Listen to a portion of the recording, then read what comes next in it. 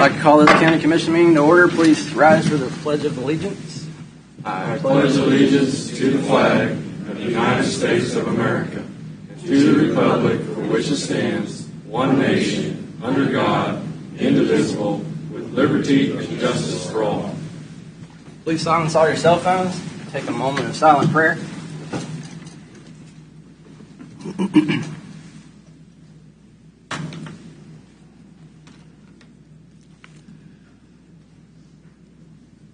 Thank you. I begin the roll call this morning with Commissioner Doug Smith. Here. Commissioner Mike Stevens. Here. Commissioner Vicki Cobb. Here. Commissioner Mike Smith. Here. Commissioner Jeff Culberson is here. Public comment. I didn't have anybody signed up for public comment. Anybody in the audience have public comment? Do you have one? It's a public hearing. Oh, is this on the public hearing? We're going to have a public hearing later. Is it about the rodeo? Okay, that's coming up in a little bit. Anybody else have any other public comment? If not, we'll move on to administrative business. Mr. Lothar, do you have anything this morning? I don't have anything to add this morning. Anybody else have anything for administrative business? Mr. Van Perry? Rural Water District number 6 chose to approve the agreement that the Board of County Commissioners had sent them regarding future water line relocations. An executed copy is out there for you to sign. I'd ask that you execute that. Okay. Mr. Chairman, I would also like to ask for an executive session to discuss legal interests of the county. Okay. Today. You want to do the water district today or schedule that for? Commissioners, I'd suggest that you could handle this administratively. You might enter a motion to approve the agreement between Rural Water District number 6 and the county for water line relocations. Okay. We don't need to put it on the agenda for next week or anything? Okay. You already approved the Right. context of the agreement. In It's the- what we sent out to all the water districts. This is the one that we received back. Okay. So you say you do want a motion on the record? Yes. So I'll make that, the motion he read, that's my motion. I'll Second. second it. Go ahead. Okay. Do we need to word that specifically? I think your motion's sufficient. Okay. Have a motion and a second. Begin voting with Commissioner Doug Smith. Aye. Aye. Aye. Aye. Motion passes. And then the second thing, do you want to do the executive session now or wait till later? We'll change the, Okay. just add it to the agenda. Okay. All right. Make sure everybody I agree. agrees that I we're agree. good with this. Okay. Yes. There's a consensus that we agree for an executive session. Okay. Anybody have anything else? Yes, sir. I have a couple things. There's a request in the past, and I did speak with Commissioner Smith about this. In the past, we have a maintenance agreement with the fair and for their roads. And in the past, as a courtesy, the county would come in ahead of the fair and mow along that area for the fair. It's not in the maintenance agreement, and it should be. And I did visit with Mr. Kissinger about the fact that it should be in the agreement. But I would like to request, as a courtesy this year, that we ask our mowers to get out there and mow it ahead of the fair. Probably can't get that done before the fair. Well, if possible, to work with Kissinger. I have no problem with that if we can get it done before. Yeah, if they can do it. I mean, if they work together, I mean, just see if they can work together and get it done. We have a clarification on what area they're asking. Are we going the whole Well, fairgrounds or just the roadway? I think just where the maintenance agreement is, but they need to visit with Mr. Kissinger. Okay. And, our mowers are not finished mowers. We're rough grade mowers because we're just mowing right away. We don't have like lawn mowers on. Well, it's whatever they have done in the past. So. Okay. Yeah, I agree. You want to reach out to them, Mark, and see if Bill can squeeze that in their schedule? I don't know if they'll be able to or not, but Okay. check with them and see. If possible. When's the official start date? Next week. Next week. Tuesday. It's time. They need to amend that agreement then. Yeah. Yeah, and he Yeah, said they do. he's willing to amend the agreement and reach out to us on the agreement. Okay. All right. Anybody have any other administrative business? I got one thing. Just I think it's time. Then I'd like to see Mark put it out. It's time for county administrator's evaluation, and I'd like to see that get Mark put that information out to us so we can get started on that. Okay. I have something. I was at City of Leavenworth meeting last night, and A big question that keeps coming up is why doesn't the city of Leavenworth just go back to the county transfer station? So I thought I'd talk about that a little bit so it can maybe clear up some misconceptions on that. So the big question brought up last night at the meeting is why doesn't the city just go back to using the county transfer station? The city was using the county transfer station. A couple years ago, the rates, the landfill charges to the county went up. The county operates the transfer station at a zero profit margin. We only charge everyone exactly what it costs to operate. The city asked for a cheaper rate to save city taxpayers money. We can't make it any cheaper than cost. They decided they could do it cheaper by hauling the trucks all the way down to the city landfill themselves. That's all there is to it. We told them they're welcome to come back at any time, even after the new Brothers Transfer Station idea came up, but they said they don't want to use us. They're still saving money by hauling it themselves. I don't understand how a private company in business to make a profit could do it any cheaper than cost, and sometimes a little extra cost is worth the convenience of timely pickup and keeping schedules, but it's their decision to try and save taxpayer dollars. They're welcome to come back to the county transfer station anytime, but we can't ask taxpayers, say for instance in southern Leavenworth County, that have nothing to do with the city to subsidize the city's trash service costs. That wouldn't be fair. If the city paid less than cost, that's what would be happening. But they're welcome to come back to the transfer station at the county anytime they want. We just have to at least charge cost. So, and a lot of people at the meeting last night did not understand any of that, so I thought I'd bring that up. So, if this is so profitable, why don't we see if that transfer station has value and we market it, put it out for sale, or let the city run it? Is that an option? Could we just walk away and turn it over to the city? Be one less headache for us, because like I said, we don't make any money on it. We're just providing it as a service at zero profit. Yeah, so the transfer station is operated as an enterprise fund. It funds itself. When it first started here back in 2017, it was subsidized by a tax levy.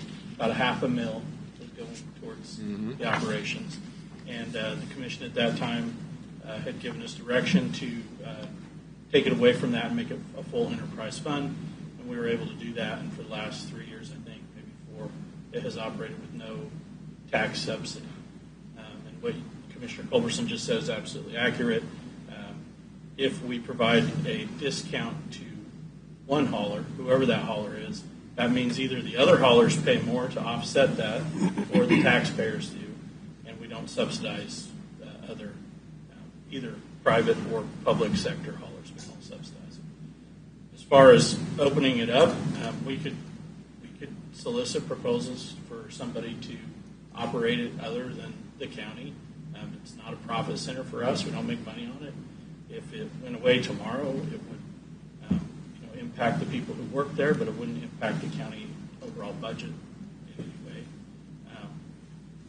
In the past, we have asked private companies to provide proposals, and where there's usually a sticking point is they don't want anything to do with household hazardous waste. So, but if the commission would like to at least look at what the opportunities are, I would be happy to work with Tammy when she's back in the office and to put together some kind of a solicitation so it's open to everybody freely, equitably. If somebody else wants to run the transfer station and they think they can do it more efficiently, then they should. We're not in it to take away from private business. That's not what government should do. I got one thing on that, Mark. I've been doing this for over 40 years. When I was out in Lansing like that, and landfills and stuff like that have always been a sensitive issue, especially Lansing. And especially with some of the things we've had with going up north, and I know there's two different things that we've had landfills. In my opinion, even though we could go out and look for that, the county does a bang-up job of running that. We've invested into it. By turning it over to someone else, I don't want us to, down the road, have to be trying to fix something, that we've got something running smooth now. I think what Commissioner Congressman said, and you said it's absolutely correct. We're not in this. It's enterprise fund. We don't make anything on it. The key is we treat everybody the same. We're not going to treat anybody any different. And as long as you do that, you're very transparent and you're doing it the right way. But I've been impressed, especially being in this kind of public service 45 years, how it runs down there right now. But I'm not afraid to take a look at I it. agree totally, because KDHE's happy with our transfer Yeah, station. very happy. Yeah. But I'm just saying, if a private company can run it cheaper, like their proposals are, I mean, And it might work out better than you think, because I think the land right across the road could be expanded, because that's already in the city limits of Leavenworth. A lot of people don't know that. And see, there's where you run into the area of you're putting someone in Lansing's backyard, and that started problems 40-something years ago. Yeah. You got to be very careful Yep. with that stuff, because Lansing ended up having to sue the city of Leavenworth and close down the one they've got there. So you got to be careful. If somebody, I'm just bringing it up. I don't have a problem with us going out and looking at it, but I sure would take this slow on how we go about moving forward, especially when it comes to trash and landfills. well, if it just answers the questions a lot of people have, then it answers the questions. Sure. One thing I want to make sure, just to clarify, because the word landfill has been thrown out there, it is not a landfill. We don't own and operate a landfill. It's a transfer station. The trash goes there, then it's loaded into semis, and it's hauled to an actual landfill. So there's no landfill. I understand that, but if you know, as a normal person, trash is trash is trash. Yeah, and so absolutely. you have to be very careful and make sure we educate it, and if we're going to do that way. I have no problem with the county saving money or making a better service. I'm just asking that if we go out and do this, let's just make sure we take it slow and get all the questions answered.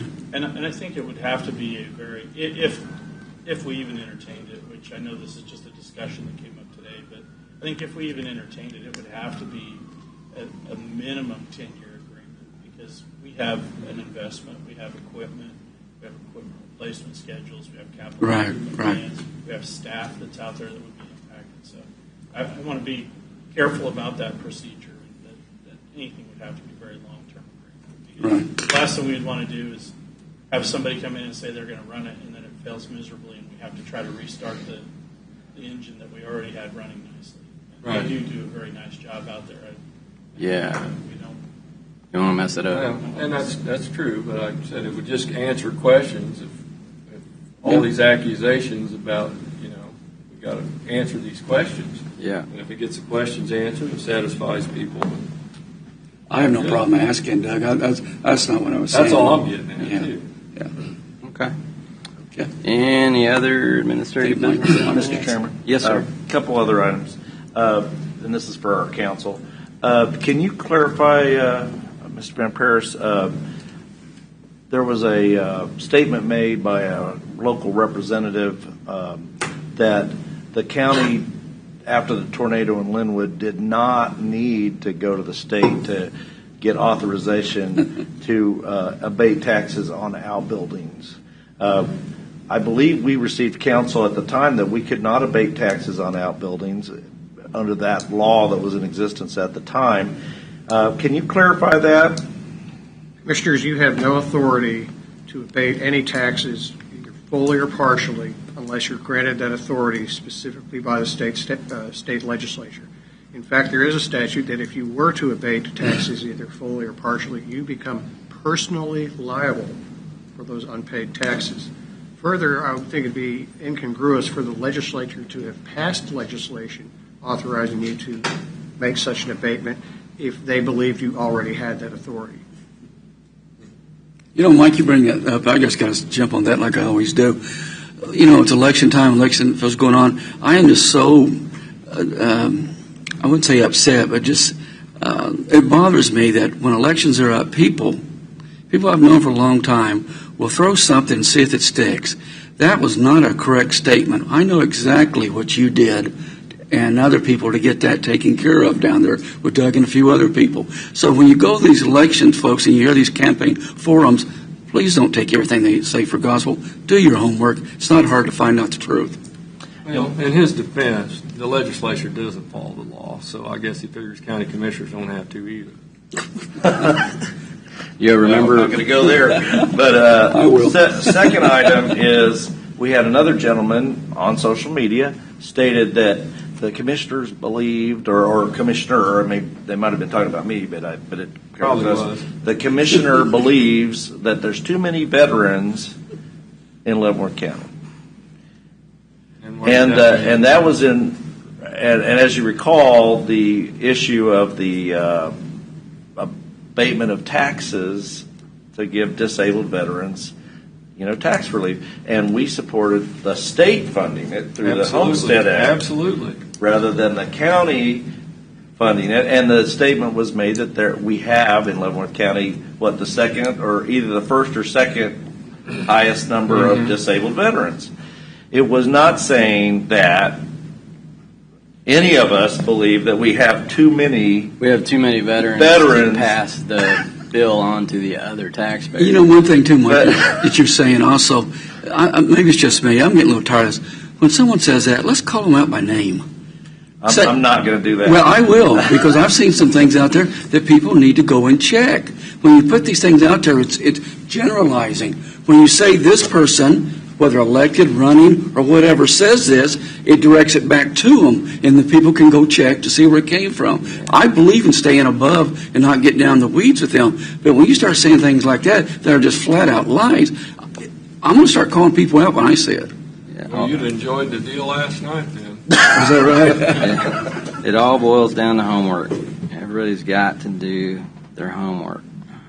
You have anything else, Mike? That's all I got. All right. Well, we'll move on to consent agenda. Do we need to, with the consent agenda, include the executive session or no? Okay. Mr. Chair, I move that we approve the consent agenda as presented. Second. Have a motion and a second. No further discussion. Begin voting with Commissioner Doug Smith. Aye. Aye. Aye. Aye. Aye. Consent agenda is approved. Formal board action, case DEV 24059, request for a temporary special use permit for a rodeo event located on Linwood Road. Morning, folks. Good morning. Before you is case DEV 24059, which is a request for a temporary special use permit for a rodeo event located at 0 Cantrell Road. I just wanted to clarify, when the applicant originally applied, they were going to seek a TSUP for July 7th. However, that date just did not work out. So if you note in their revised narrative in the application packet, it does say July 27th. So they are applying for July 27th. Thank you. The applicant has indicated that this rodeo event, they intend to host up to 350 attendees. The event would take place on July 27th, 2024 from 4 o'clock p.m. to 12 a.m. midnight. They're proposing to hold the activity events in their existing rodeo that's located on the southern portion of their property. They also have a stage that they have constructed in that area as well. I did want to note that that is located in a regulatory floodplain, and staff does recommend a condition that be moved or appropriate permit be applied for after this event ceases. They have indicated that they will have food provided on site. However, it will be provided by third-party vendors. They also indicated that no alcoholic beverages would be sold by them. However, they would allow for individuals to bring their own alcoholic beverages to this event. They will provide portable restrooms for the event, both ones that they own and also ones that they will lease. Staff does recommend that they provide us a copy of that contract with the company that they are leasing from, as well as provide an ADA portable stall for handicapped individuals. The applicant has also indicated that they have enough parking space on the property for up to 320 vehicles, as well as some overflow parking. They did provide a site plan with the parking stall shown both to the north and south of the barn. They have also indicated that they will have parking staff on site during the event to ensure that parking occurs on the property and that no stacking or parking occurs within the right-of-way. The applicant has also indicated that the existing entrance that was there has already been widened to support the flow of traffic both in and out of this property in compliance with the turning radius study that was provided with their application. Planning and Public Works staff has reviewed this application. We have provided our staff recommended conditions for you guys to consider. With those conditions, staff is recommending approval because they have complied with all of our requested information. I have a question, Yes, sir. and this is for David. In events that are large gatherings, what is the law regarding bring your own booze, alcohol? Does it require that we check with alcohol beverage control, or what's the law regarding that? Well, Commissioners, I think your planning staff did a very thorough review of this application, and the conditions listed, if you'll follow them through, cover issues that I think are germane. There is no law that specifically says any or X number of people on private property at an event are prohibited from bringing their own alcoholic beverage. As noted in the narrative, there will not be any sale of alcohol beverages.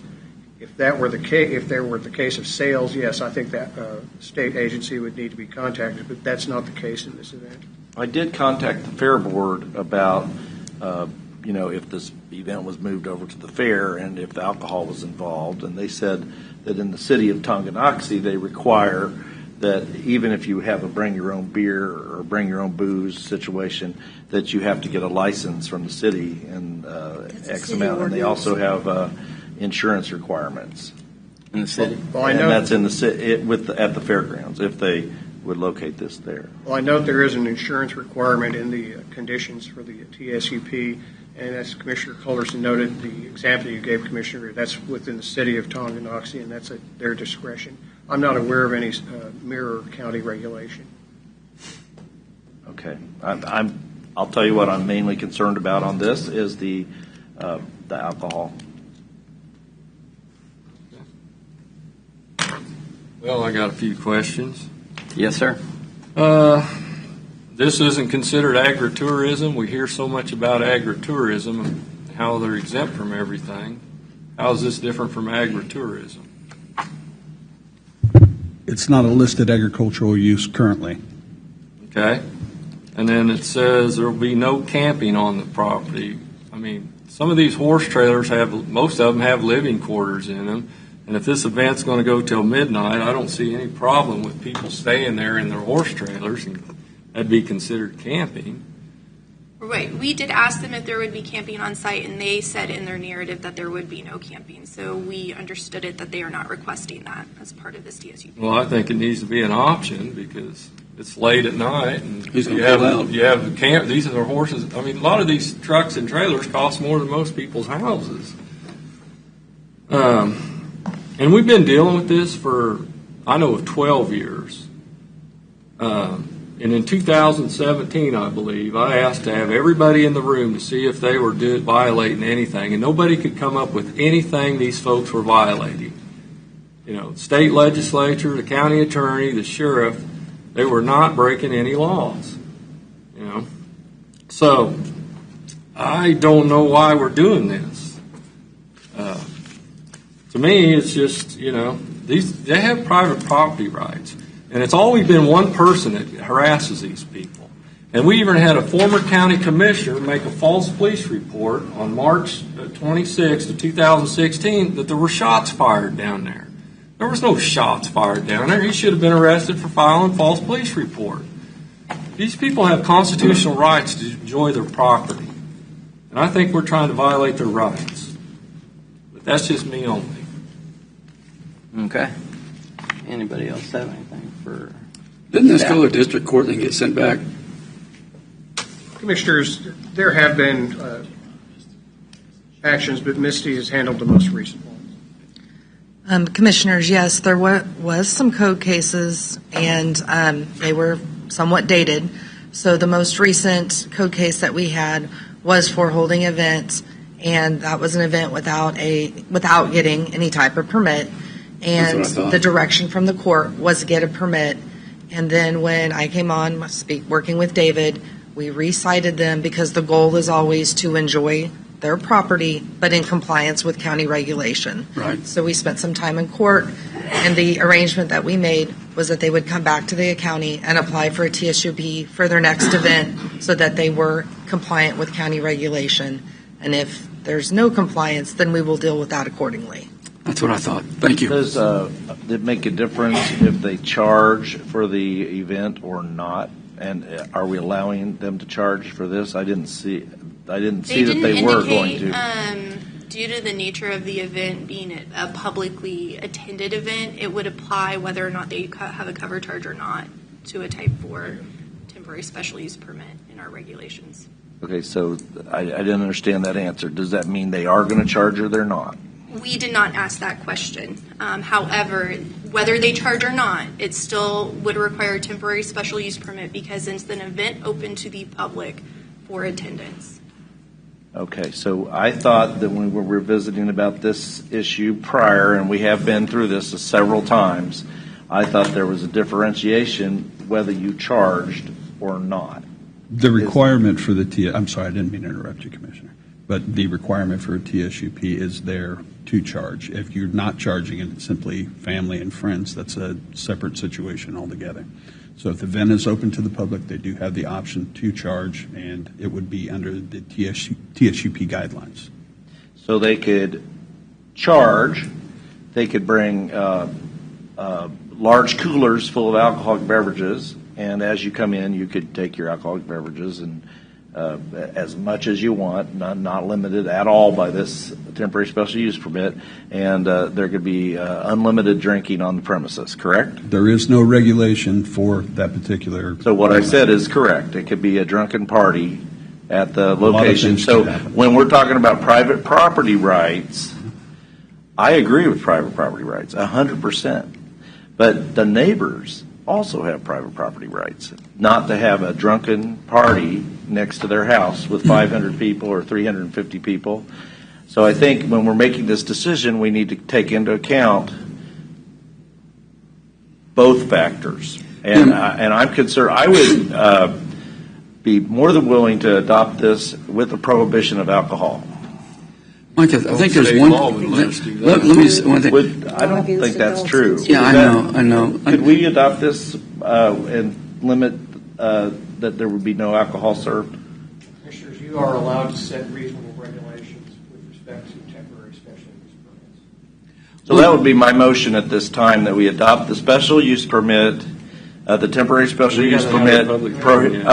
So we've got to wait for the public. That will be my suggestion. Let me throw one comment on there. Just it would be in the people, whoever these folks are, best interest to make sure that if they want to continue this, they're not going to have the deputies come down there and close them down or have an arrest thing with them.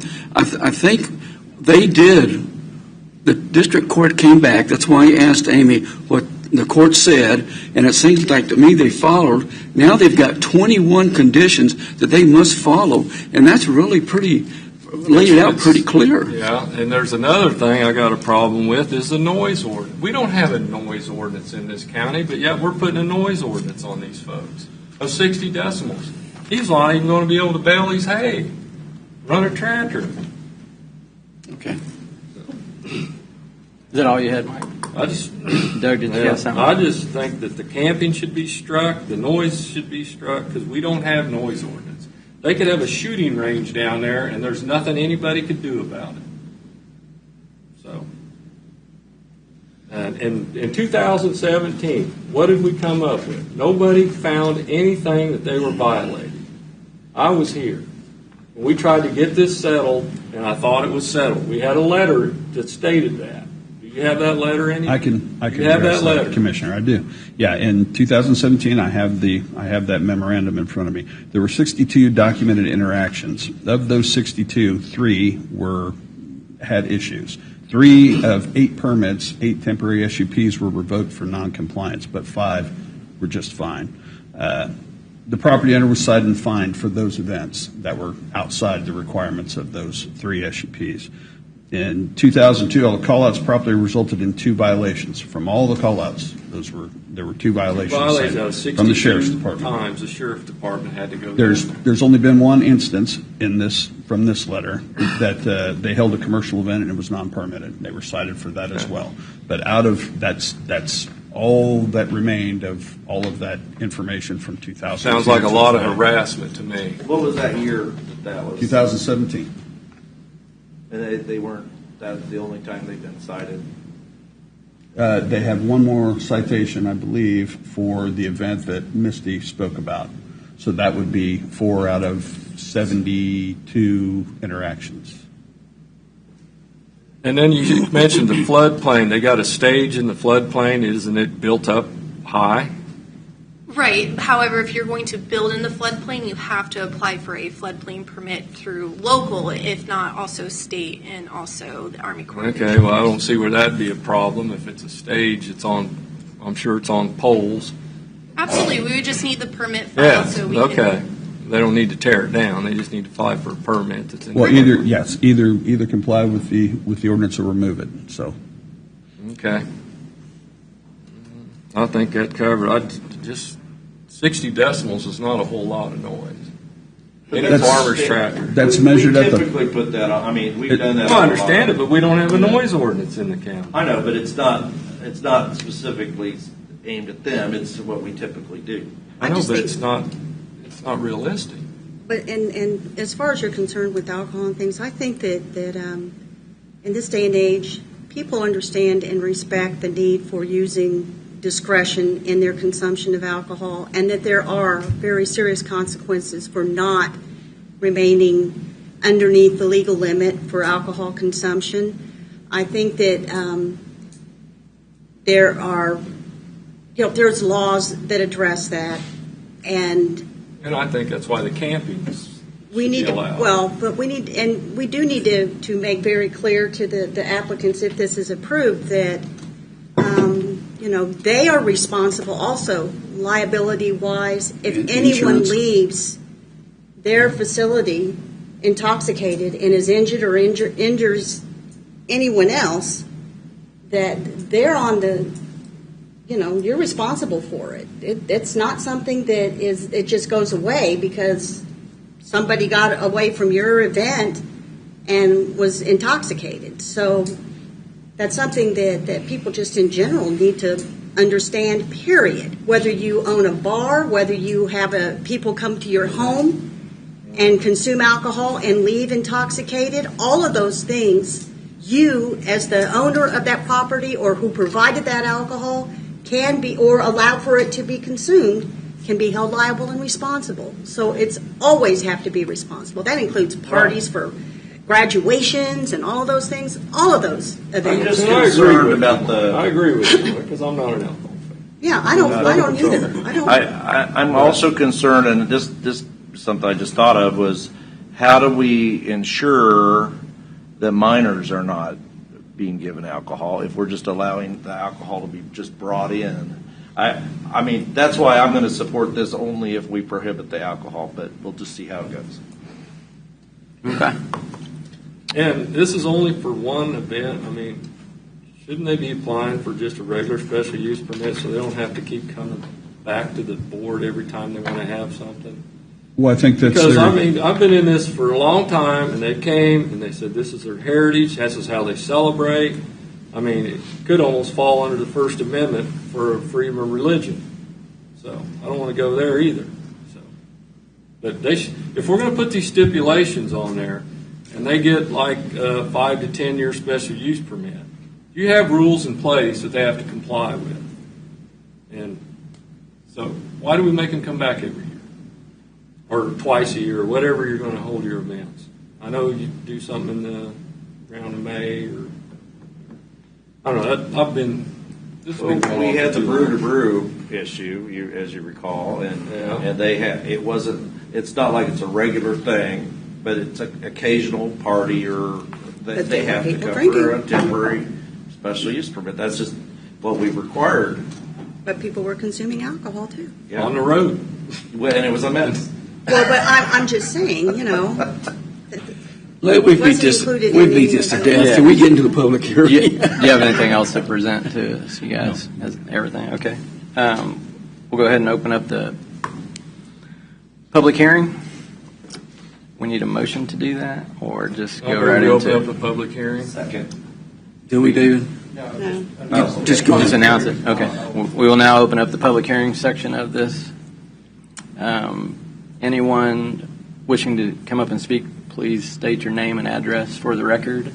Whether you're in favor or not. Thank you. In favor or not. Let I us know that. am not in favor of this. Julie Downs, 13462 222nd Street. I've lived by this for 24 years. I think Commissioner Steben has been trying to be very helpful with this. Mr. Van Paris is very familiar with this issue. He's written a number of statements to keep this from happening. If you live by it, it's a different story. Commissioner Steben makes a good point that our rights are being violated as well. You don't live right there. I live right there.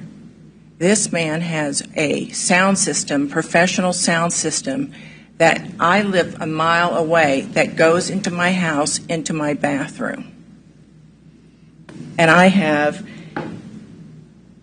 but I want to, let me get back to that, because this is serious. We are tax-paying people. The former commissioner took him to the state, and he was prevented for 5 years of doing these rodeos. It was Commissioner Bixby. He was prohibited from doing these rodeos because of tax reasons, because of alcohol reasons, because of numerous violations. Last year, so I'm going to read a statement here from Kyle Anderson on 522, where he states, Hayrow and Brockenberry are repeat offenders and were sent a notice to appear in court on May 25th, 22. Since they are repeat offenders and they have been declined a SUP permit, they didn't send a violation report, but they took him directly to court. I was under the impression from Commissioner Steben that we were in March 24, that this was a legal matter that is still pending in litigation, and he will be in court in the future. Here is John Jacobson. Clearly, there's a long history with his property owner, with the county taking various actions to achieve compliance. The compliance appears to be temporary. We at the Planning and Zoning and Legal, which would be Mr. Van Paris, who again knows about this very well, with the owner taking various actions to achieve compliance. And we're talking about compliance to not do these events. They were going to explore options and consult with other statutory folks to, including Kyle Anderson, to work in conjunction with our legal team to keep these, basically, to keep these events from happening.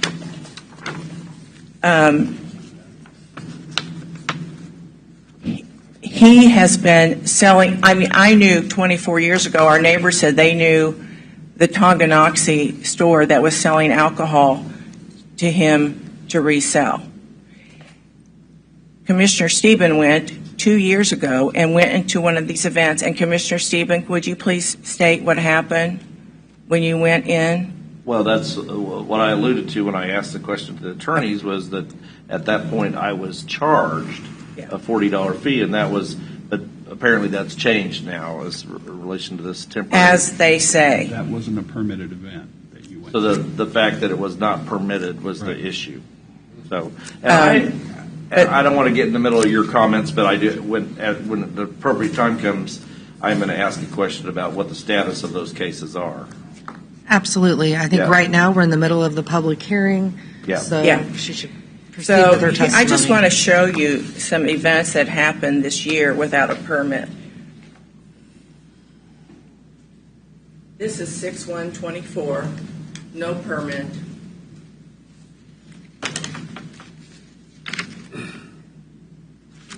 Excuse me, 6/17/23.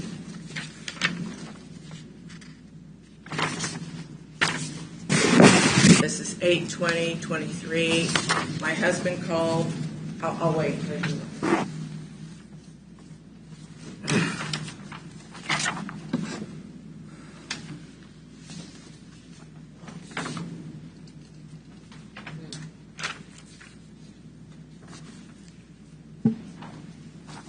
Those didn't even have no application for permit. And I'm going to pull something else up.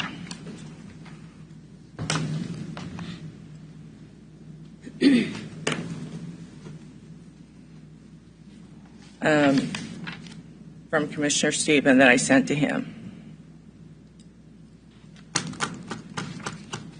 This is at 1:30 in the morning on that 6/24 event.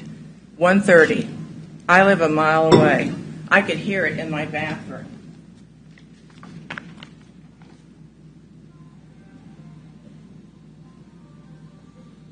I'm a mile away.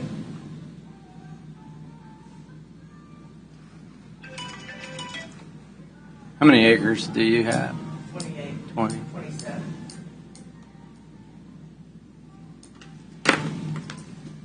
Lights flashing, music as loud as you can be.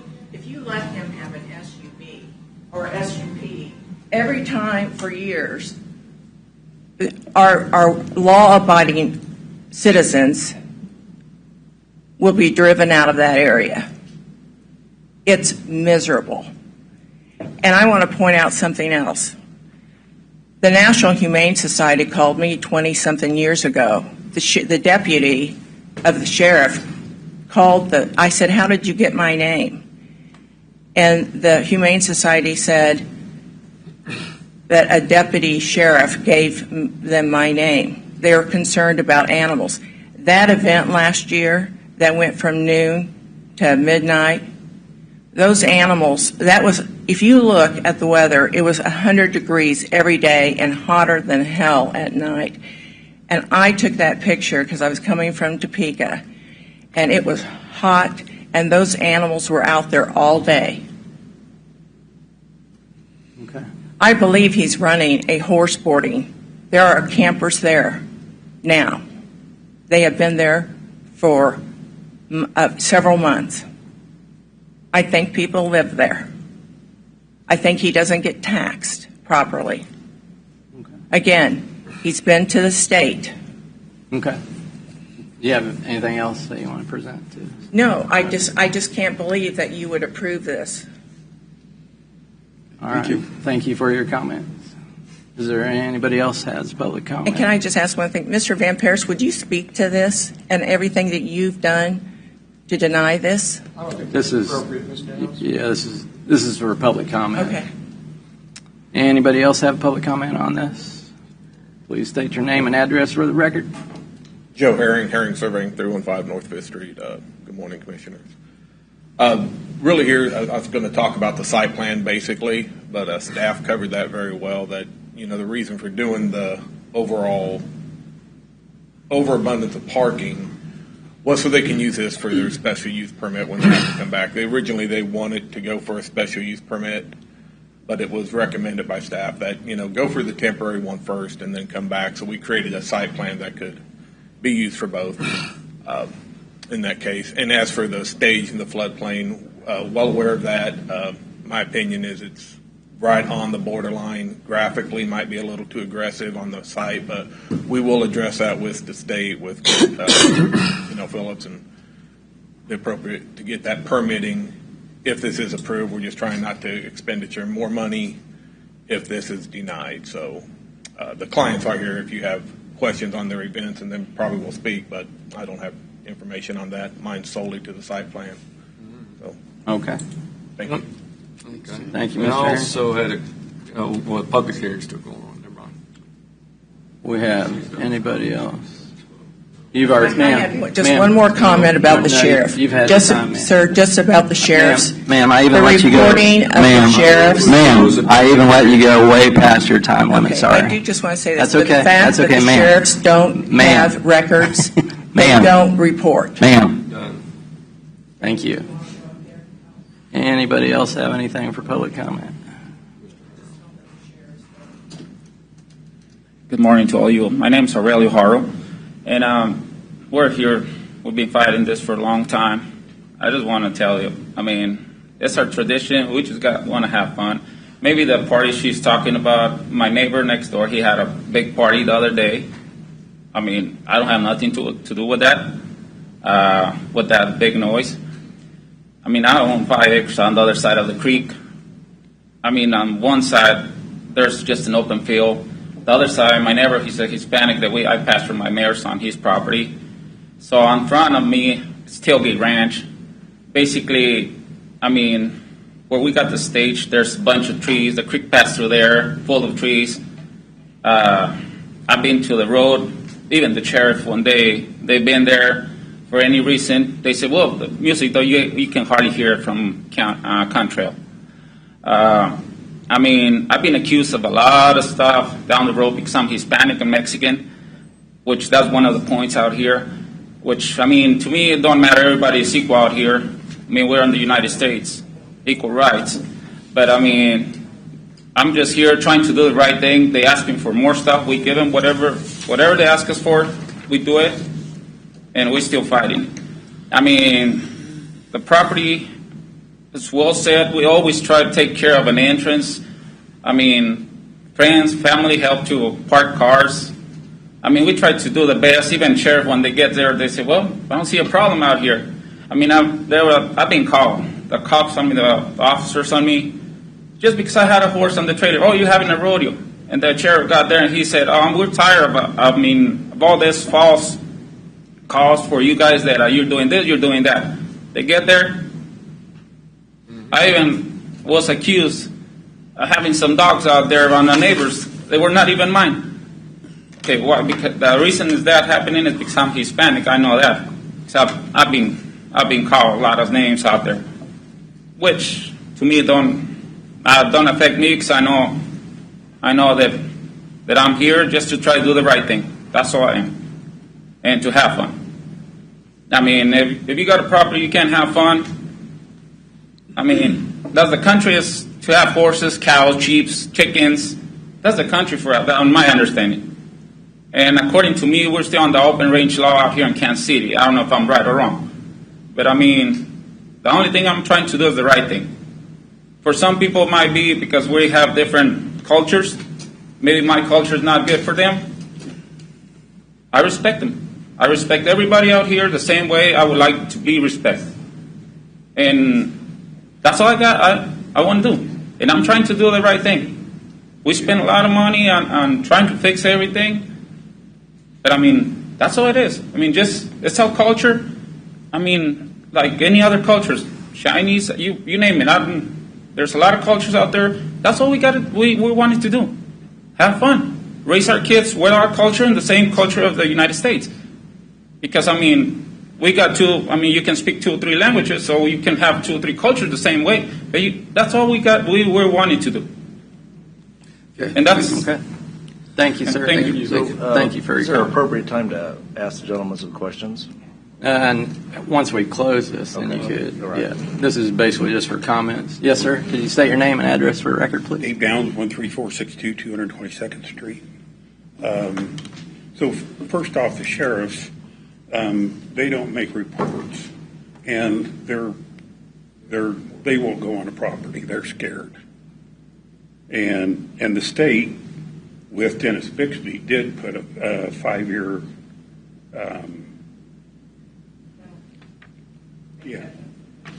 Yeah, and which nothing ever stops them. They just continue.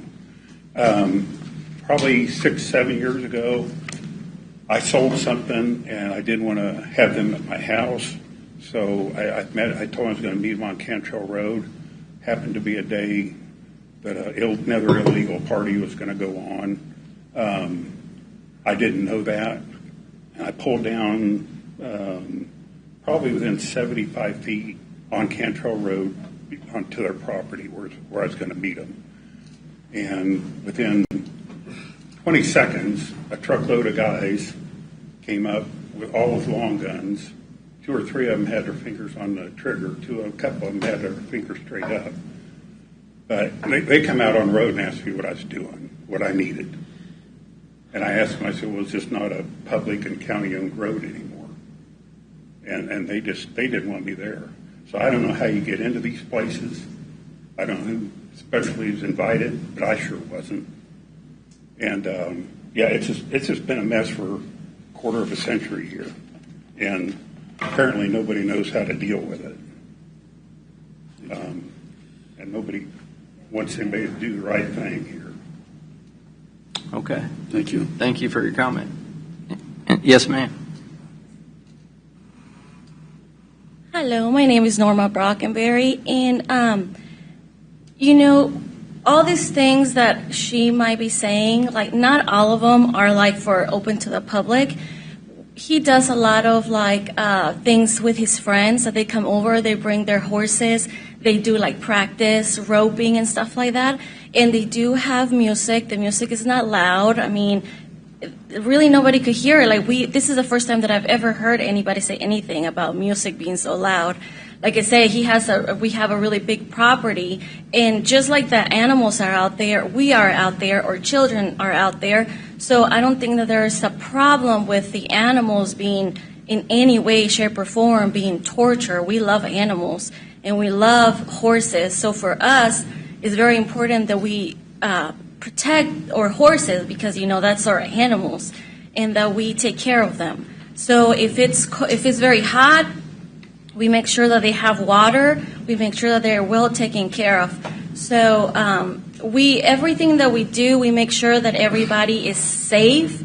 I mean, you don't know if there's going to be an accident or not, but we make sure that we take all the precautions for that not to happen, because we want to make sure that everybody that comes to us, with us, it doesn't matter if it's family or friends, that everybody is safe, just as we are. So for us, it's very important that everybody is safe, including our animals. And we do have horses, but just like Aurelio said, it's a farm, so of course we're going to have chickens, horses, and sheep, but we take really, really good care of them. So for anybody to say that we are putting them in any type of jeopardy, that's absolutely not right. And that's all I wanted to say. Thank you. Thank you. Thank you. Anybody else have a public comment for the hearing? Seeing none, we'll close the public hearing. I had a question. On the County Road 1 corridor study, what did this property show? Because we did a separate study for just the County Road 1. Yeah, so this property was included in the original County Road 1. However, when it was hard zoned, it was excluded from the area that was hard zoned, so now it still retains the RR5 zoning. Okay.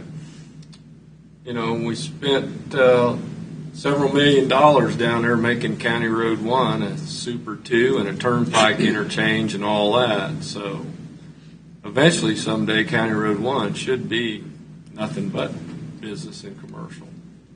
I mean, maybe not in our lifetime, but taxpayers spend a lot of money on it. Commissioner Stevens, you have something else you wanted to I had a couple questions. Maybe Mrs. Brockenberry, maybe you can address them. Do you mind coming up here? And maybe it's you. I don't know who to ask. But first of all, on the issue of alcohol, how do you ensure that minors are not being provided alcohol at these events? We have security.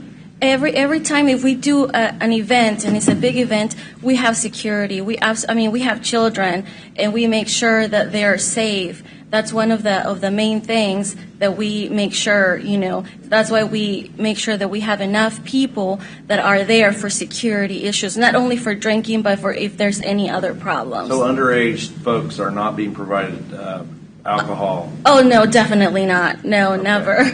No, So, that's not something we do. The second question is, how are you ensuring that your folks are not becoming intoxicated? I mean, it's one thing to be drinking, but it's another thing to becoming intoxicated. Do you have controls for that? Yes, we do. Especially him, he goes around and he makes sure that everybody's having a good time. But whenever he sees somebody that is really you could tell whenever you see somebody that is really intoxicated, not only him, but we make sure that our security people know if you see somebody that is very intoxicated, you go and talk to the whole group because they're usually in groups, and let them know, hey, this person cannot drive. If he's driving, somebody has to drive them, or even one of us could drive them wherever they need to go, just to make sure, because we know, that if something was to happen to them, we could be liable for it. So does that happen very often? Are there folks that are intoxicated? There's been a couple times that, of course, like everywhere else. But like she said, every time we see somebody that's drunk, if it's by himself, we don't let him leave the property. Or if he has more friends, or his wife, for example, if I go with my wife and I'm drunk, my wife drives. And basically, what we start doing is to put a security on the gate when they're leaving. And if they're drunk, hey, you can't drive, because like she said, we don't want accidents to happen. Right. Which does that happen very often? Do you have a significant number of folks that are intoxicated? Not really. How many would you say? Everybody now these days, they're getting they're thinking more than back in the days, because everybody, if somebody, even now that they know, everybody, if the husband is drunk, the wife drives. At a typical event, how many folks are leaving the event intoxicated? Intoxicating? You mean driving or how many are leaving the event intoxicated that you've had to deal with like that? A typical event? Say 2 or 3 maybe. Not very often. It doesn't happen that often. So. And like I said, like everywhere else, you go to the fair, there's people drinking. If you're drinking and your wife's not drinking, it won't be that smart for you to drive if your wife is sober. Absolutely. So, I agree with you. And I do want to address what you said about the feeling excluded from the community. You should not feel that way. People welcome you to our community, and people of all different races. I don't want you ever to feel like you are not respected and your culture is valued. I studied Spanish in Guatemala when I was in college, and I understand Latin culture is different. Yes. But it's something we celebrate. It's not something that you do not have anything to be ashamed of as far as the culture, but do understand the concern about intoxication and alcohol. That is something that we're very concerned about. Yes, sir, I understand. And I've been in Linwood there for 28 years. My kids went to Baser Linwood Elementary. I've been there, and I'm planning to stay in there. I like Leavenworth County, Linwood Town. So I'm planning to stay, because that's the only reason I came from California 28 years ago, because I fell in love with it. Because I'm from Mexico, and that's where we got pretty much the lands. That's what we got out there. So I've been there 28 years, and I'm not planning on going anywhere. Would you be okay with a restriction on alcohol at the event? The restriction is because everybody brings their own. So I don't know how to do that, because everybody brings their own cooler. So you just put the word out that, some people would probably violate it, but you just put the word out that. But we can put a limit of, you say you can only pass a 24-pack. I don't know. Because, sometimes you got. Well, whether we make the rule or not, I think it'd be really good if you did that anyway. Because that makes it so it's just more controlled, and that's just a personal opinion of mine. Okay. So. Like I said, I don't. You have anything else? Since he's had a little extra time. No, ma'am. The public hearing is closed, ma'am. If we have any questions for you, we'll let you know. We got your comment and your picture, ma'am. Please don't make me take this any further, please, ma'am. Well, you'll have a chance. Okay. Okay. Speak on alcohol. Okay. And like I said, we can pass the word. Okay, you know what? You only limit if it's 4 guys. I don't know how many beers. I don't. I don't think that. I would just not have it. But I don't know. I think the board's probably going to allow it. But I would just say, as a citizen to you, not as a commissioner, that would be great for you and your event and your neighbors. That's just my personal opinion. I disagree, Mike. I think adults, now, there's a lot of restriction in this. I know we haven't got down to the motion, but everyone has to be very aware that the restrictions are there, and they're violated. There probably won't be a number 2 time if this is approved. So make sure that anything, if this board approves it, you got to follow. Because if this comes before me again and there have been violations on it, serious, I will never support it. Not saying I'm going to yet, but I will never support it, because this is your opportunity to show that it's been through courts. We've gone back and forth for years. I'm very sensitive to the folks that are speaking about that. They've got property too, so it's up to y'all. As far as the alcohol goes, y'all control that. People are adults. You got insurance, but at the same time, I would say that you need to be very careful, because all the eyes are going to be on you. It has nothing to do where you're from, who you are. This is really a really giving community and county. I love this county. I've been up here. My dad was in the military, so I ended up here 45 years ago. There are great people in this county, even when we disagree. But you've got to follow the rules like everybody else if the county commissioners decide to go that direction. Okay? I have a question for John. How many homes are within a mile of this? Do we have that information? I don't have it in front of me, Commissioner, but it is. More than one? Yeah, it's more than one. And we only hear from one? All I have before me is one, yes. I have heard from more than one, but not this current time. So this is one of the toughest things that we always have to deal with when you talk about people's property rights and how they should be able, I mean, this is America. You should be able to enjoy your own private property and do whatever you want. The problem is, when does that conflict or bleed over onto other people's enjoyment of their private property? This is the hardest one. We don't have a noise ordinance in the county. Most of the reasons I think they've been out of compliance and ended up in court is because of not having a permit. So they're asking for the permit. The permit applies a lot of restrictions, 21, I think. Yeah. And most of those are restrictions that we actually don't have, like the noise ordinance, for instance. It's placing a noise ordinance decibel limit. We don't have one in the county, but this is applying one to them. So as far as I'm concerned, they're agreeing to comply with 21 conditions. So they're asking for a permit. They're trying to do the right thing. So that's my opinion on it. But like I said, we're trying to also meet the other folks, the neighbors, halfway by applying these 21 conditions. I think it's a happy medium, about as best as you could hope for in a situation like this. So that's the end of the public hearing. Do you have any other comments or questions for anybody? Question. I do want to ask Julie, because I'm concerned about the alcohol.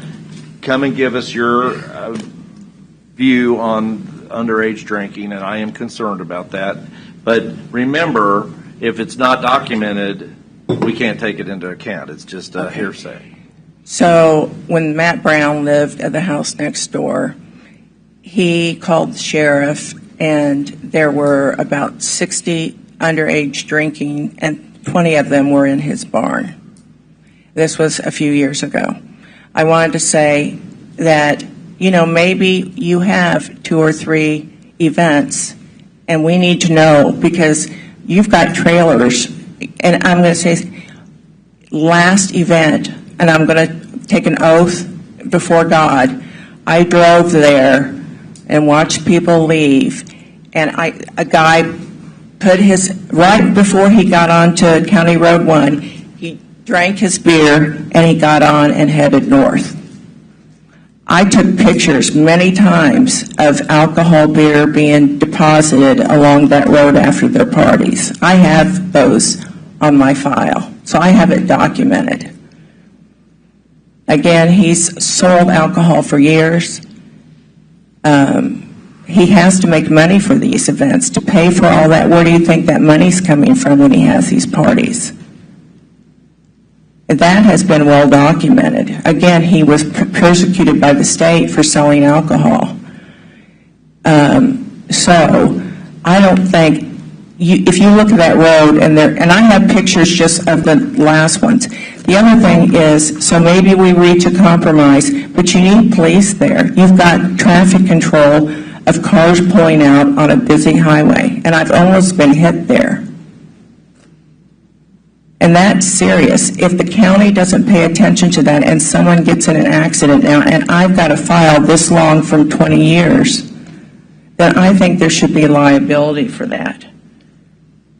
Okay. But these are not normal parties, and the sound, we've got to get the sound out so it doesn't come into Does people's that answer your houses. question, Mike? Mm-hmm. Thank you, Commissioner Thank you. Stephen. Thank you very much.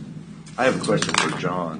When these temporary use permits are, as we go up in numbers of people, where do we start to address there's going to need to be some traffic control, or there's going to need to be some security, or do we even address that at all? Well, the rights of the property owner are maintained throughout this process. As it relates to the road right-of-way, which is the traffic control, if you look in the narrative of this particular SUP, we do ask that they address that in some fashion, which they have. We did forward this to the Sheriff's Department, and their response was they had no issue with this. So review of the site and review of the traffic issue, it also went to Public Works. They had no additional comments as well. Do you draw a distinction when it hits, they're asking for 350, but if it hits 500 people or if it hits 1,000 people, it would depend on the amount of parking area that you have, the adjoining road right-of-way, the use, the classification of road, which is why we send that to Public Works to review. Okay, thanks. Yeah, as far as law enforcement, it sounds like they're there every time anyways, if there's been 72 calls. So, all right. It's a little ridiculous. We're ready for a motion. I'd like to make a motion that we adopt the bill, or adopt the temporary special use permit with one addition, that there will be no alcohol or cereal malt beverages permitted at the site. I have a motion. Do I have a second? I don't think we can do that. Trust me, I'm against alcohol too, Mike. Council said we could. Motion needs a second. Hearing none. Motion dies. Still looking for a motion. I move that we consider a case DEV 24-059, a temporary special use permit for a rodeo event on Cantrell Road with the striking of there will be no camping, that I think they should be allowed to camp there. I'll second that. Is that just for overnight? Yeah, just for overnight at the events. So No, not a campground, but the campground. That's what I just wanted to overnight. clarify. I'm sorry, yeah, that's what I meant. So we have a motion and a second. Any further discussion? Yeah, I just got one more thing to say. I want to emphasize that if this should pass, this is your opportunity to make sure it gets done right. Because not, you'll be back before us. And I can't speak for everybody else, but, we got to look at everybody's around this area, their rights too. So I think it's a good event, but just be leery and take a little more precaution on people with the alcohol or what's going on out in that area, if you would. That's all I have, Chair. Okay. Any further discussion? Speaking of voting. Well, I'd like to see them apply for a regular SUP, and they get through this event and everything's good and they comply. I think they should apply, so we don't have to keep dealing with this. Yeah, I'm getting sick and tired of the harassment these folks are getting. I think if we get through this one and it comes back and there's no violations that are legal violations or any problems that really do exist, then I would sure entertain that. But for this one, I think this is the correct way to go. Okay. Begin voting with Commissioner Doug Smith. Aye. Commissioner Mike Stevens. No. Commissioner Vicki Cobb. Aye. Aye. Mike Smith, and I vote aye. Motion passes 4-1. 24, that's the same one. Presentations and discussion items. Quarterly reports, beginning with human resources. Come on down. Hey, Monica. I just want to say thank you very much. Thank you. Have a good day. Thank you. Thank you so much. You bet. Hey, Monica. Good morning. How are you? Good. How are you? Better now. I'll be quick and easy. So quarter two, in human resources, our head count, we're starting to do more, keep diving into numbers so that it can continue to get you more data that you've asked for, as well as it's good for us to track anyway. But head count for Q1 and Q2, we're staying pretty consistent with arrivals and departures. Turnover has gone down in Q2 from Q1, but we are still a little bit higher than we were this time last year. I have talked to some of the surrounding counties. Wait, so when you sorry to interrupt you, but right. when you say normal arrivals and departures, you mean people leaving, people quitting, people, Yes. and new hires coming on? There was some, I think, confusion last time we talked about that. I said new hires and terminations. Terminations doesn't necessarily mean that it's always negative, so we've kind of started to refer them to my office as arrivals and departures in the county. And my real question is would you consider this to be normal for any employment, or Actually, yes. and post-COVID versus pre-COVID? I do. Okay. We're trending very normal. I have spoke to some of the surrounding counties, as well as I have private employers that I've worked for in the past too that I still have contacts with. Everybody's in the same boat. Everyone is struggling right now to come up with creative ways to attract and retain employees. People don't stay as long as they used to in the past, and there's always a brighter, shinier somewhere that they think they want to go. So it's just becoming definitely a trend that every employer is dealing with. I did, when we get to the end, I did give you a few metrics on graphs on the back, but I did look at some of the surrounding counties. So yes, everyone is struggling with the same, and we're right on target. And we haven't seen really any big shift from this time last year to this year. That's what I meant by we're consistent. So there's nothing that we've seen that's a big shift in anything. Open enrollment is right around the corner, August 12th through the 16th. The majority of quarter two with my team was focused on analyzing plans and options, making sure that we work with Mark and budget and incentive ideas.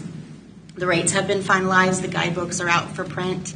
Those will be emailed out shortly for all of the employees prior to open enrollment beginning. We do have a wellness incentive plan that we're wrapping up and getting some final details on that we'll definitely put before you before that's presented to the employees. And then individual total compensation sheets for each employee will be delivered from my office to the department heads this year in the next few weeks for employees to see basically what they get in addition to their salaries as far as benefits and time off benefits and those kind of things. So there's a total package. We started to dive into safety a little bit this last quarter. We'll definitely get some more information and start to add to this, but I just wanted to kind of give an idea of this last, for the first 6 months of the year. Basically, we had 23 medically treated injuries, 47 non-medical reported incidents. Our employees are very good about reporting injuries in a timely manner.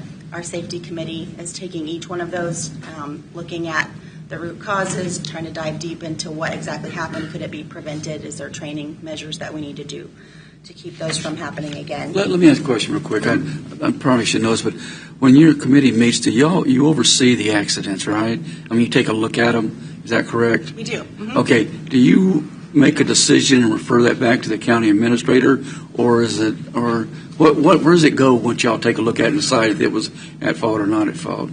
It's involved communication amongst everyone. Definitely the department head for that department too. If there's a trend that we see, we want to make sure everyone's involved so we can discuss. Okay, but you decide whether you think it's at fault or not at fault. In other words, if somebody runs through an intersection and gets hit, how would that play out? Would that come back to the county administrator saying this person was at fault, violating policy? I mean, each situation is definitely unique, and you want to look at. But you know where I'm going with this, Mark. Any incident comes across my desk and the county counselor's desk as well for review to make sure that we're following county policies. What the safety committee's role is, they review those things and say, is there a training that we can do to help prevent this in the future? Okay. They don't have a role in whether there's disciplinary action taken or something like that. That comes from the department head. Yeah, I wasn't looking for discipline. I was looking more at fault. Yeah, because we implement defensive driving. We did implement Okay. defensive No, driving. I'm just saying, Okay. that, there are Okay. They things, look I mean, for just ways for to help example. prevent it, but they're not part of any Okay. disciplinary Gotcha. or corrective action. with that. Didn't know how that operated. Thank you. And all of our drivers, starting last year in 2023, are required to attend defensive driving every 3 years yeah. now. I was just using that as an example. It could be in anything. Sure. Just falling down the steps, the building not safe, roof falling. I mean, I was looking at all kind of things just to see how the chain went down the road so we could address it at the top level with Mark. Okay, thank you. You're welcome. The last two graphs, for the first 6 months of the year, we had 55 departures. So those were people that separated employment from the county.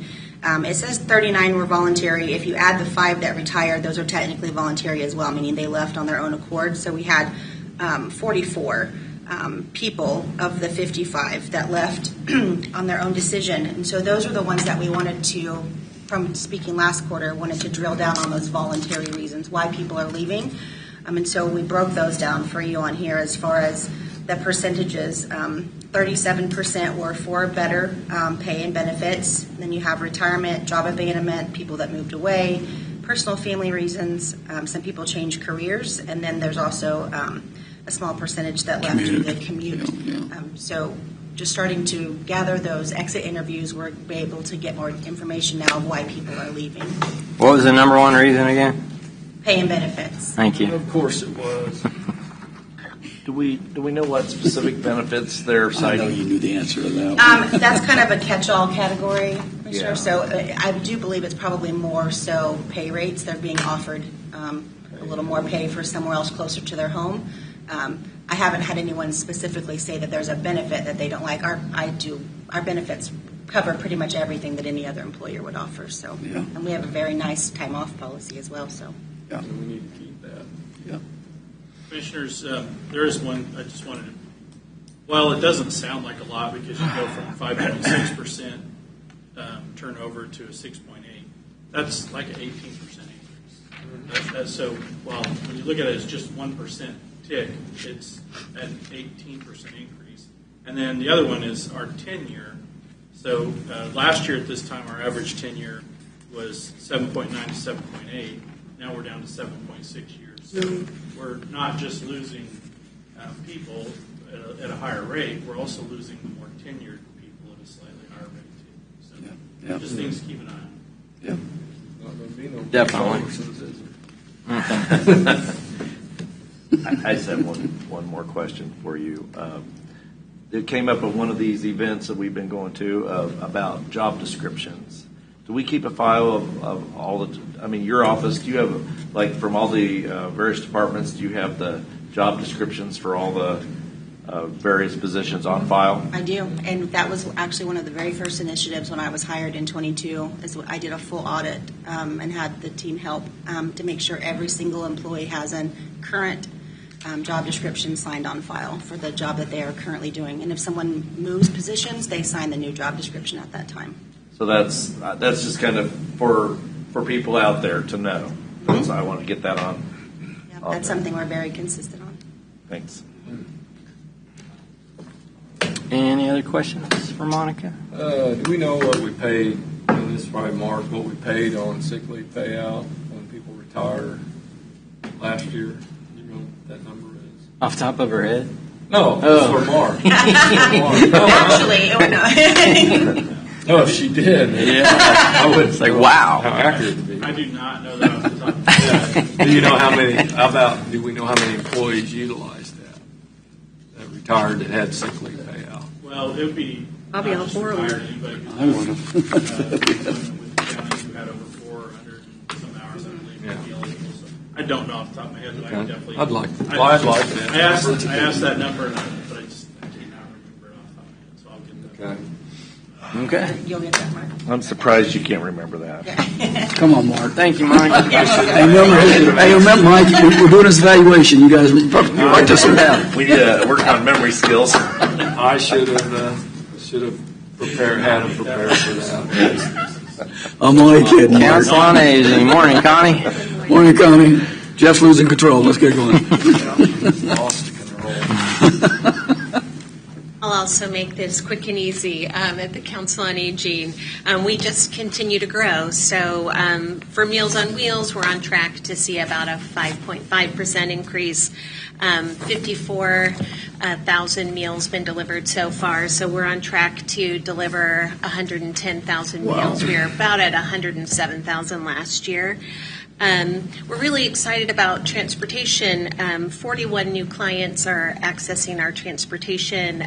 We've got a great partnership with Ride LV. If folks can't get a ride with us, we refer them there and vice versa, but 41 new people there. Volunteerism at an all-time high. We have volunteers coming in every week to get set up to deliver Meals on Wheels. We have subs in the volunteer subs in our back pocket in case we need those to deliver meals. But year to date, almost $290,000 has been saved by volunteers helping out with various things at the Council on Aging.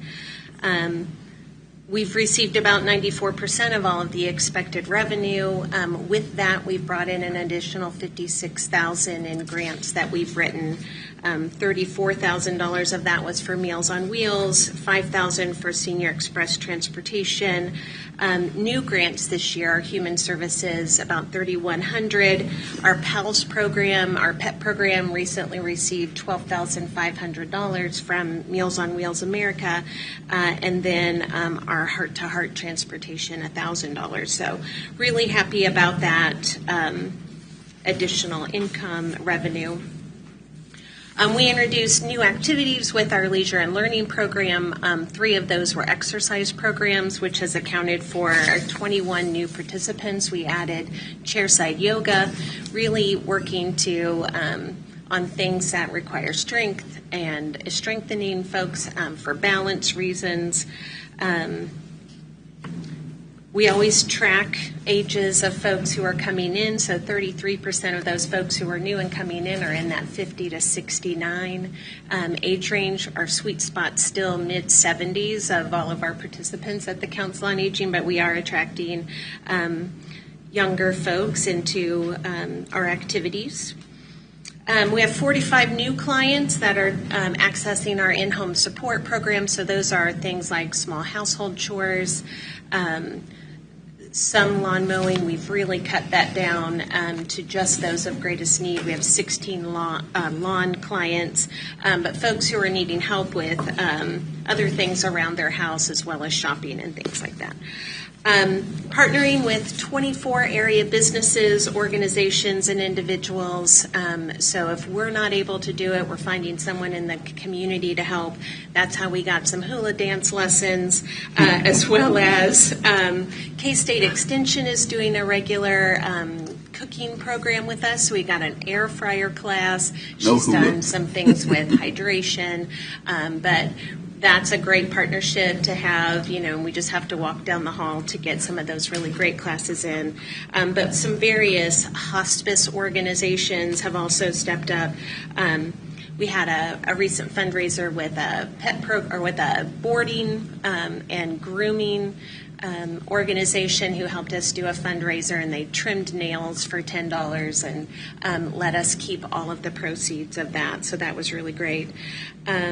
Rapid Response Charities also helped with that by donating some swag bags for pets for that. And then we've been working with the VA to do some training for our staff, as well as some whole health classes that we're going to offer in the fall. Just one other thing to mention, our Let's Get Sewing group has been partnering with a hospice organization, and they are making memory bears. So grieving families who have lost individuals donate fabrics, and our ladies who come in to volunteer have been constructing bears out of those fabrics so families can hang on to something of their loved one. So we recently made a bear out of a wedding dress. One had all sports jerseys that they made, so that's been a really great way that our volunteers can give back, and a really great partnership with a local organization to help folks in the community. I think that's about it. That's enough. That's about it. You had mentioned you're getting some younger people involved. What is considered the age range for younger people? 50 to 69, we consider the younger end of our range. I'm still in that group, barely hanging on. We have one lady who comes to. So that's the only time we're going to be called the younger group. That's what I was thinking, Doug. We have I think she's 94, comes to Mahjong and plays at our expert table there, and she is a killer at that game. So if you really want to learn and be schooled in how to play that game. But typically, 50 to 69, our mid-age range would be 70 to 82. I still like that thing. So I watched last night, I haven't read the book, but The Hillbilly Elegy. Yes. I watched the movie, and it was really interesting, and I thought of Council on Aging, because there's a scene in there where they bring Meals on Wheels, and she has her grandson living with her, and they actually, the way they split that Meals on Wheels between the two of them, that's how they have enough food. Yeah. So do we ever see situations like that where there's a person living with an elderly person? Yeah, we certainly do. So Meals on Wheels allows typically for a caregiver to also receive a meal. When that person is younger, certainly we see that, but we also see folks who share that meal with their pet if they can't afford to feed their pet as well. So I think there is quite a bit of sharing of that meal given the socioeconomic status of some of the folks that we serve. Yeah, it's just wonderful what you're doing. Yeah, it is, Mike. You're right. The figure I like is that the volunteers saved Leavenworth County taxpayers over $500,000 a year. Oh, my goodness. That number is unbelievable. Yeah, I like that one. Thank so you, what Connie. are you doing, Connie? You're doing it right. Tell the game to keep it up. Thank you. Morning, Aaron. Morning, Aaron. That's kind of hard to follow, isn't it? Let's see you follow that. What do you got? Good morning, Commissioners. You volunteered all of that. So Let's hear what you got. I don't have the feel goods ever. I have the yeah. You bring us back down. So it's that time again for Sure buildings and down. grounds Really as is well bad as as our sewer districts. We'll start off with at the bottom of mine sewer districts and work our way up so that the last one's the courthouse. Highcrest, we've been having grinder pump issues after grinder pump issues after grinder pump issues. Working with Haynes as well as sending Zach out on the regular.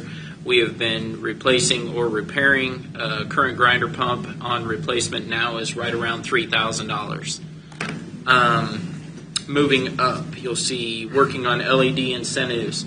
Tom took over the race and with the Department of Energy brought in a $76,000 grant basically that we can get LED. I had a meeting last week with the Department of Energy and the incentives that we can use along with that we can couple. Been working with a company that works basically through that incentives. They found an additional $74,000 and I wanted to make sure that the Department of Energy had no issues with us coupling those together. So currently right now, if everything works out, I would present to County Administrator. It would cost us about $12,000 to do all LED conversion once we were reimbursed. The Department of Energy one that Tom got is a 2-year. We have to have it completed, but you have to spend the money beforehand, and I need to make sure that we, fund-wise, are good with that. Moving forward, I'll work with Mark on that. The Justice Center, AH2, the air handler up top, we had a motor replacement on that, as well as our wonderful chiller cleaning. Cushing, in the basement of Cushing, in the elevator pit, the sump pump stopped working. I had about 4 feet of water down there due to a $10 fuse that controls the alarm panel as well as the sump pump. Those have been repaired and replaced in-house. And if you drive by Cushing, you'll see the grassy area that was put in temporarily around the new parking lot is completely torn up due to the fact that our buffalo sod is finally available for harvest and they should be putting it down this week. Also, the repair to 6th Street, which the county had no dog in that fight. That was our contractor with the city of Leavenworth. The the repair to 6th Street has been made, so that the homeowner on the corner, we are good tenant neighbors to our homeowners there. That issue's been resolved.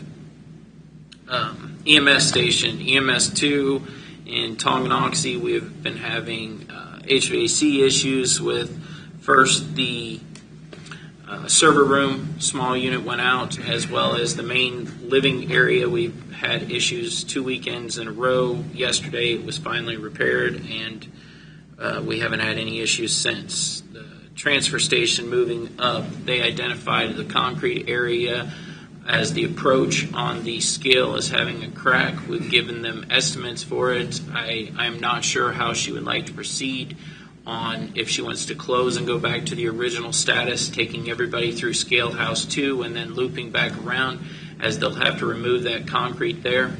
There was an initial proposal that Tammy had requested hard surface all the way around. That needs to be looked at as priorities for what needs to be taken care of first, and I'm believing that she is working with County Administrator to prioritize what needs to be done out there first, and then we will assist in any way we can. Community corrections, again, HVAC issue, and they're handled since then. And last week we had probation week, which anytime we have events like that, we get set up for. So on to the wonderful courthouse. RFQ was released for architectural and engineering services. We received 5 firms back. The selection committee had narrowed it down to 2. Those 2 have been notified that we would like a cost estimate. I have received 1 of the 2 cost estimates back that I have shared with County Administrator. We are waiting for the second one. The second firm doesn't have the knowledge that the first firm does, because the first firm had done the outside investigation on it. Legal worked with Mid-Continental on the fall protection. Mark had given you guys a heads up that the outside of the building's going to have exits closed, parking lots, areas. Misty finished up yesterday with the legal for Mid-Continental on some items that she wanted and the county needed to make sure clarification was done. That is now going to county admin for signature so that we can start the fall protection and the ball rolling on the outside.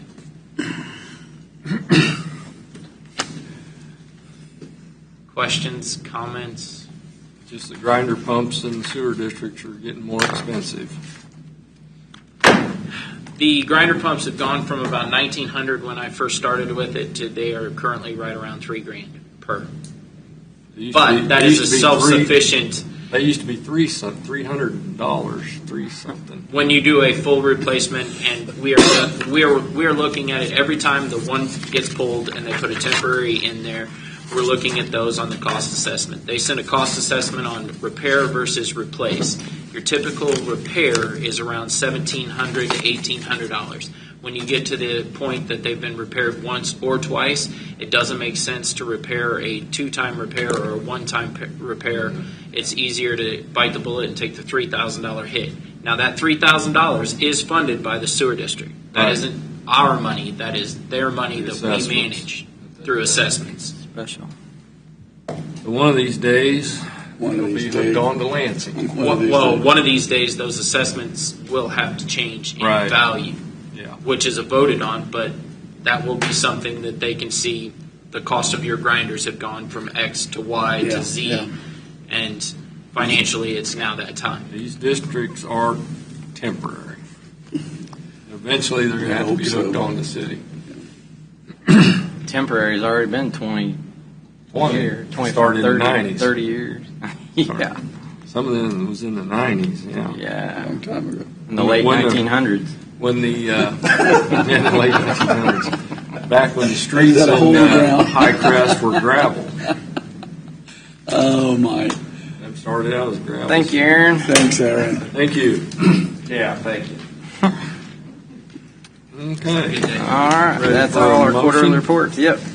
executive. Mr. Chairman, I move that the board recess for a closed executive meeting for the discussion of subjects involving legal interest of the county and confidential matters related to pending litigation as justified by KSA 754319B2 for consultation with the legal counsel, which would be deemed privilege in the attorney-client relationship, and the board resume in this meeting room at 11 o'clock. That'd be more than sufficient. All right. And and we would resume at 11 o'clock in the board meeting room. President of the executive meeting will be Commissioners Jeff Culverson, Vicki Cause, Mike Smith, Doug Smith, Mike Stevens, Senior County Councilor Dave Van Paris, County Councilor Misty Brown, and County Administrator Mark Lawfrey. Second. Motion and second. Begin voting with Commissioner Doug. Aye. Aye. Aye. Let the record show that we returned from executive session and turned into regular session at 11 o'clock. No decisions were made. Discussion was limited to legal interest of the county. Okay. Last thing I have on the agenda is budget discussion as needed. We need anything discussed? Commissioners, as I told you, I was going to add that to every agenda between Just in now case. and Okay, actually yeah. approved. That's what I thought. Just in case any questions, if you, as you've went through the documents or anything else, if you've had any questions that have come up that you would like to discuss, I'd be more than happy to, and that's why I added it. That's the only reason on there. I don't have anything today to bring. Okay. And other than the transfer session, I didn't have anything related to the budget. Anybody else have anything?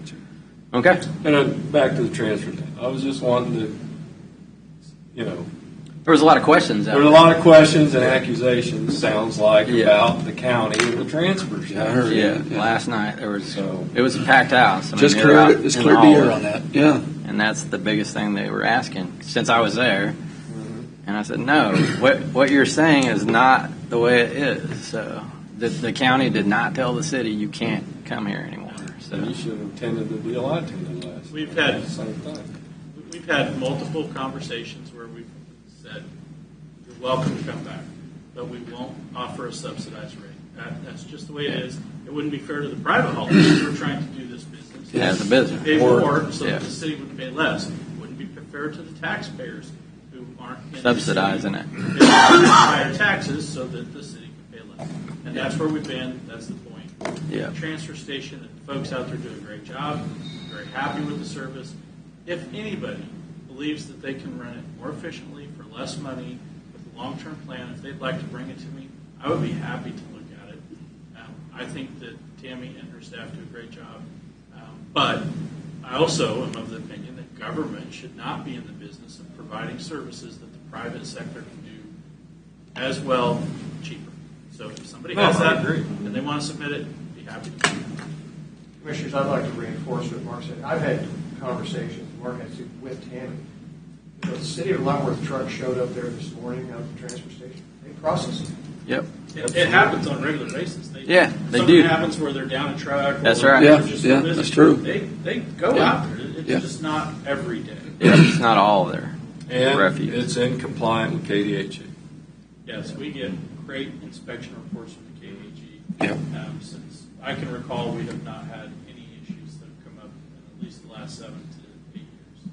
Maybe probably longer than that. Well, I was involved in Public Works when we had to take over, got that underneath Public Works, and there was some catching up to do. Yeah. KDHE.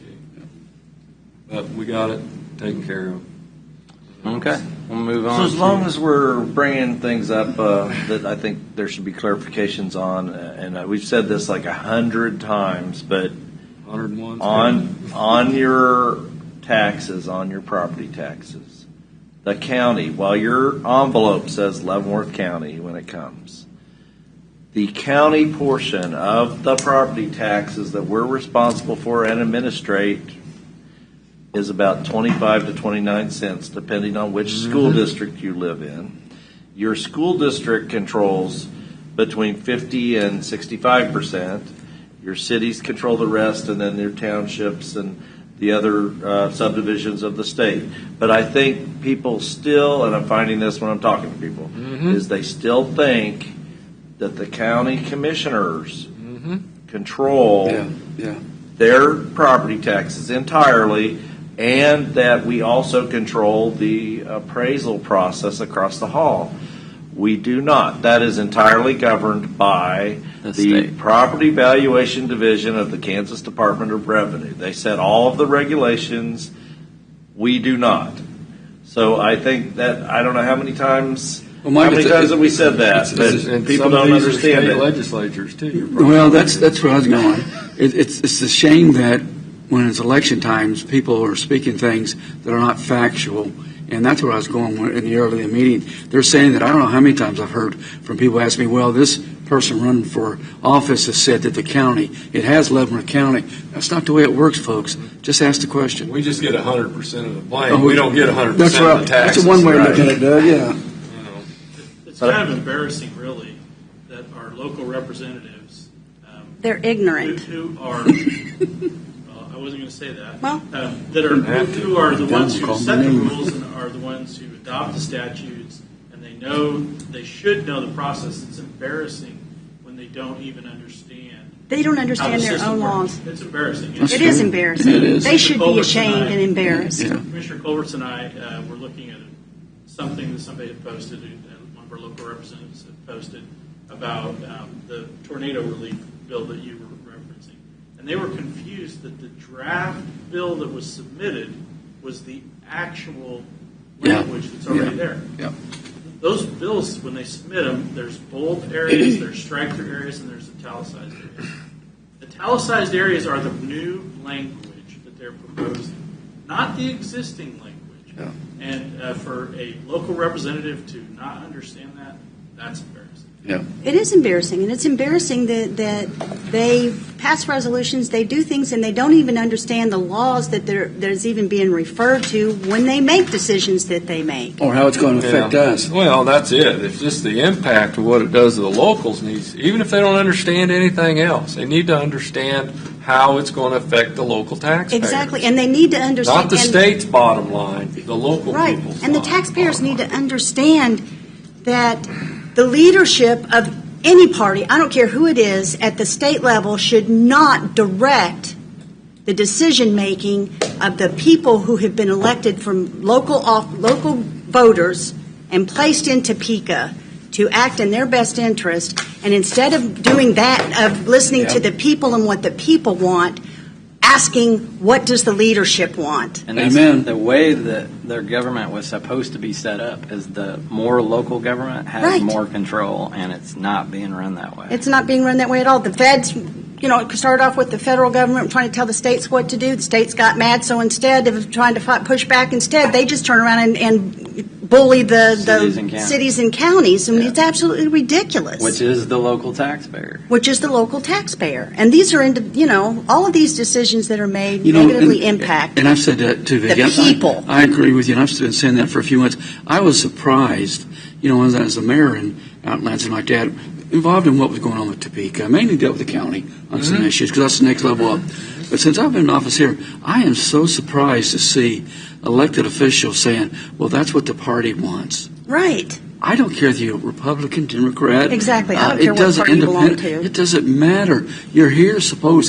And if you don't get reelected in 2 years, because for whatever reason, you can still say, I did what was good for the citizens of this county. I don't know why it's so hard. Which is never the wrong time to do the right thing. Yeah, which is why I keep pushing the local taxpayers to please do your homework and figure out who is causing you problems and fix the problem. Don't keep yelling at the wrong people and see if it gets fixed. But the problem is when people have tried to put their trust in the wrong people, it's very difficult to admit that you're wrong, that you have gotten behind the wrong person, and to admit that you've made that kind of. It's not easy for people to do, but people need to do that. They need to understand that the five of us sitting here have not made decisions and have not done things that are contrary to what is in the best interest of the residents of Leavenworth County when it comes to the local ad valorem, all of the city-county highway, and that we continue to even have to experience mandates that we have to fund, that we don't have a choice, and that the cost of all of those things go up every year. And, that the state at the same time has removed sources of revenue from the local governing bodies to the extent that That's the we issue. have no way of achieving those mandates of maintaining the roads the way that people want to have them maintained. That we have no way of not having this building kind of crumbling around us because of making decisions to kick the can down the road, and oftentimes for the sole reason of being reelected. And that's the guilt of our local county commissioners when we have not made tough decisions because we were worried about whether or not we were going to be elected. The huge thing is the retirement, how they just keep raising what the county has to put toward the retirement system. There's many things. The retirement system should be taking care of itself. And that's they the just state. increase the amount that we have to pay. I said it again, I'll say it one more thousand times. You should be served in this county, city, school, something, so you get your Before feet on you the go to ground, the so you understand what you're doing and how it really works. Because that's the most frustrating part, is to be able to see the problem, know how to fix the problem, but not have the authority to fix the problem. Right. That is the most frustrating thing. And the special session, I went up the hearing at the special session, and they had a hearing once again on the cap on property taxes. 26 states have a cap. They had the hearing, and then they brushed that aside. Right. Didn't even take a vote. But in less than 24 hours, We got some they star could bonds. spend the bonding Star money. authority $4 billion Overnight. of our grandkids' money. Star bonds. And I remember hearing Without Senator batting an eye. Baumgartner, she was sitting there, and she's not running again, so she could be very free. And she said, we didn't see this bill. We didn't read this bill. This came right down from 2 or 3 or 4 or 5 or however many was in their little group, brought it to the legislators. But the disturbing thing was when they brought it to the legislators, they just rubber stamped. And Exactly. there was over 70 votes. Yep. And they took away our local ad valorem entirely, to me, as retribution. That it had nothing to do with what was right. It had nothing to do with actually trying to do something to help the burden, the tax relief for. It was just because they could, and just because you can does not mean you should. Well, And the same people that want to keep our community, like in the southern part of the county, they'll say, we want to keep it rural. 2 years ago, we were wanting to make it into Napa Valley. Remember all those communications? Mm-hmm. And now you flipped. You want to bring in both of the. I mean, it's going to turn the southern part of the county into Johnson County really quick. Well, the leadership, if it happens. the leadership in Wichita, on one party, when he said that, and we even passed a resolution on it saying what we use the property tax for on the LVTR. When he said no, he didn't support it, and then everybody else got on board with that and didn't understand it just because the leadership in one party said that. Folks, you represent the people in your county. Commissioner, I think we have examples locally, but what happens is when our representatives go to Topeka, if they don't support the 4 or 5 people that Commissioner Stevens is referencing, those entities spend money in our county, and there's local elections, they spend money in our county from Wichita and It's happening right now. to support the people who are their yes votes. I know, that is Or unbelievable. to go against people who they're afraid won't be their yes That's votes. right. If you're not a yes man, then they're going to do it. And that's what's going on with some of our candidates. If you're not going to be a yes man like the rest of them, not all of them, but a lot of them, then we're going to make sure that we give them the resources so they can defeat the person that won't be That's why people are afraid of it. And that's exactly right. And the problem is that you just described thrives in an environment where only 17% of the people show up to vote. They can do whatever they want things in the world. because only 17% show up to oppose them. People need to get out and vote in the primaries and in the general. And primaries matter too. And primaries matter. They make or break. Enormously, because Yes. that's when you're making some big decisions. Especially parties, yeah. So, Okay. Anything else we need to go around the room? I've got the city council meeting tonight, Baser and Paramount Township tomorrow night. Okay. Thursday evening, Public Library in Tonganoxie having a town hall meeting. 6 o'clock. Councilman Same asked time the as the questions. farmer's market? It's in conjunction with the farmer's market. Let's Vicki, do you see. have anything? Last week, I participated in the NECAP Board of Directors meeting, and then did the Workforce Partnership meeting yesterday. And I'm going to be doing the KCATA here as soon as I leave here. And then, because I failed to do so before, I would also like to recognize the loss of Florence Larkin, who was that's an absolutely. amazing and stalwart woman in our community that passed away this past weekend, and she will be We owe her a lot. terribly missed. Yeah. We owe her so much. Affordable housing. homes. She brought affordable housing to our communities, and before it was really the thing to do. And she was an amazing woman. Yeah, So- she was a go-getter, no doubt. and her funeral's going on today. Yeah. So Only thing I have is, we're not the only one having roof problems. City of Lansing's had a major failure in their roof, or it backed up somehow. Anyway, they're running out of across the street at the public library in that building set up for a while. Hopefully they'll get that doing, but that roof failed in a lot of areas. And the bad thing, it failed over the accounting area where all the computers are, but they'll get it back up and running. Okay. I did one little clarification.